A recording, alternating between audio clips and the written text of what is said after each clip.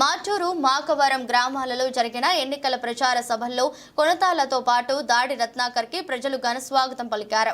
ఈ సమావేశాల్లో దాడి వీరభద్రరావు తనయుడు రత్నాకర్ మాట్లాడుతూ మన అనకాపల్లి నియోజకవర్గ వైసీపీ ఎమ్మెల్యేగా గెలుపొందిన అమర్నాథ్ కి అత్యంత ఆప్తుడు, మీడియేటర్, బ్రోకరు మీ గ్రామంలో ఉండడం దురదృష్టమని, మన ప్రాంతంలో సంవత్సరాలుగా మన ప్రాంతం వాళ్ళు నడుపుతుంటే ఈ వైసీపీ ప్రభుత్వం వచ్చిన తర్వాత వాళ్లను పక్కన పెట్టి వాళ్ళ పేర్లతో 25,000 హెక్టార్లు దోచుకున్నట్టు వ్యక్తి మీ గ్రామ వైసీపీ నాయకుడని ఎద్దేవా చేశారు। ఈ కార్యక్రమంలో మాచూరు మాకవరం గ్రామాల తెలుగుదేశం, జనసేన, బీజేపీ నాయకులు, కార్యకర్తలు, ప్రజలకు అధిక సంఖ్యలో పాల్గొన్నారు।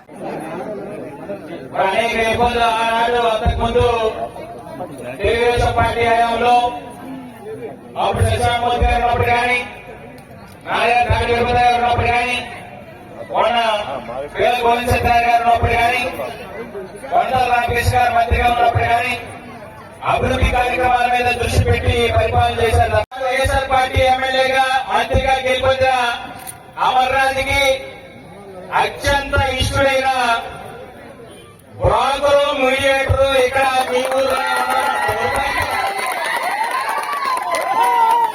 ఇక్కడ ఈ ప్రాంతంలో ఉండేటువంటి భార్యలు అనేక సంవత్సరాలుగా మన ప్రాంతం వాళ్ళు నడుస్తూ ఉంటే దాన్ని పక్కన పెట్టి ఇక వాళ్ళ సొంత పేరుతో 25 హెక్టార్లు దోచుకున్నటువంటి వ్యక్తి ఇక్కడ ఈ గ్రామంలో వైఎస్ఆర్ పార్టీ నాయకుడు।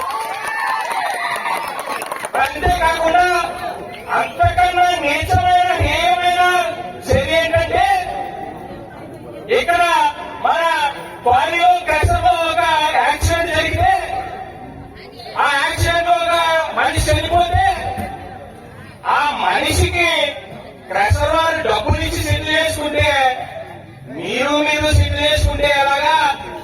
మరి నా సంగతి ఏంటనే మంత్రి ఆ శవం మీద కూడా డబ్బులు పెట్టుకోవాలంటే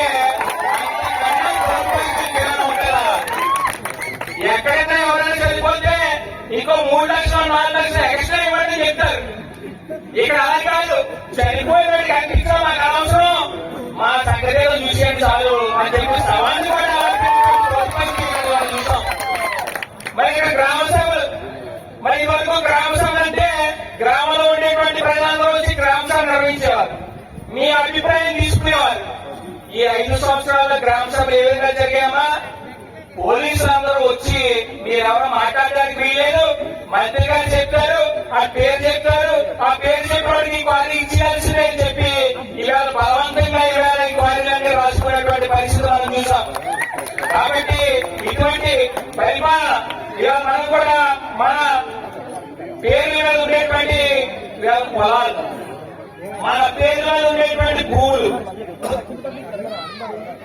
అవన్నీ కూడా ఇవాళ జగన్మోహన్ రెడ్డి ముఖ్యమంత్రి అయినాక ఇవాళ మనకు వచ్చినటువంటి, మన తాతలు ఇచ్చినటువంటి పొలాలు కూడా ఇవాళ వాడేదో మనకి పొలం దాతలు చేసినట్టు ఆ జగన్మోహన్ రెడ్డి బాంబేసి మన తాలూకా పాస్బుక్ ఇవ్వడం ఏంటమ్మా?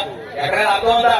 ఇవాళ అంతేకాకుండా ఈ పాస్బుక్ కూడా మన రేపు పొద్దున్న డాక్యుమెంట్ కూడా రిజిస్ట్రేషన్ చేసుకుంటే మన దగ్గర అమ్మితే కొట్టుకుంటే ఈ డాక్యుమెంట్, ఒరిజినల్ డాక్యుమెంట్ అన్ని జగన్మోహన్ రెడ్డి ఉంటాయట। మరి మనం ఏం చేయాలి? మనం కూడా ఏం చేయాలి?